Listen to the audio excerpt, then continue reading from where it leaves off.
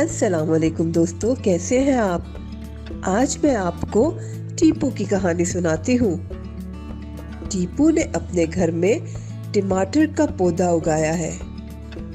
टीपू टमाटर तोड़कर टोकरी में रखता है। टीपू के अब्बू ट्रक चलाते हैं और मंडी में टमाटर लेकर जाते हैं। मंडी में भी टमाटर टोकरियों में रखे होते हैं। प्यारे बच्चों, टमाटर, ट्रक और टोकरी की शुरू की आवाज ट है। ट ट ट। अरे ऐसे नहीं, ऐसे बोलो।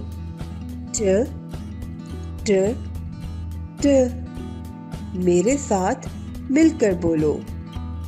ट ट ट। आओ कुछ पढ़ते हैं। ट टमाटर, ट ट्रक, ट टोकरी, ट टमाटर, ट ट्रक, ट टोकरी, ट टमाटर, ट ट्रक, ट टोकरी।